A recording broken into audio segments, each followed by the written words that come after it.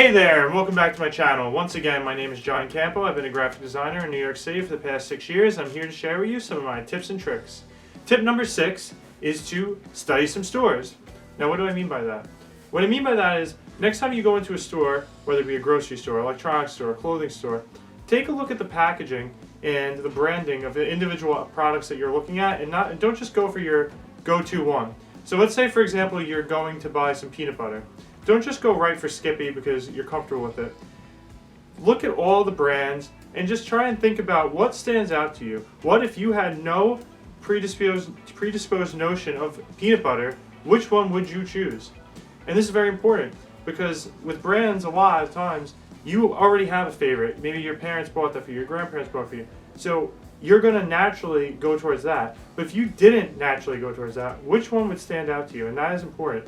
Then once you figure that out, think about what elements about that really appealed to you. Was it the color? Was it the typography? Was there some sort of illustration?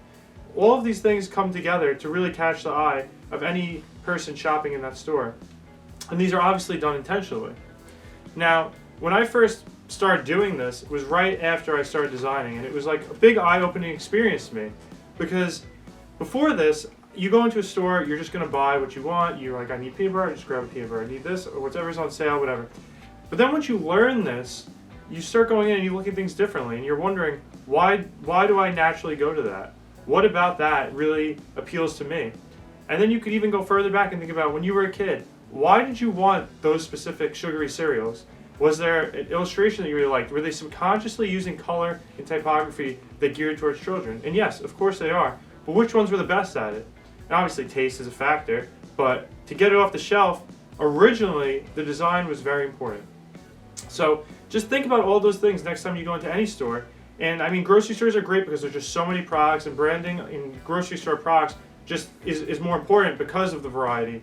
Usually when you're going for electronics or something, there's less competition, so the branding is still good and the packaging still matters, but you're not getting the level of competition you are at a grocery store, which is why I think grocery stores are the #1 place to look for new design inspiration.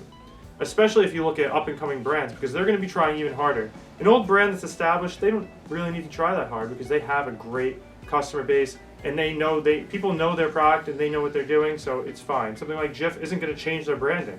Their branding is very boring. Well, it's not boring, it's just it has a very classic feel to it, and that's kind of what you want because that's the type of peanut butter your grandmother probably put on your peanut butter and jelly sandwiches back in the day.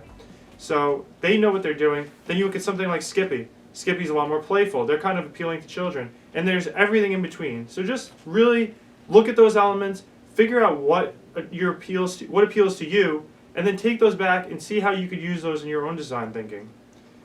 I mean, I think this is a really good tip because I don't know if everybody thinks about this, or maybe all designers think about this, but I've always thought it was interesting and I wanted to share that with the world.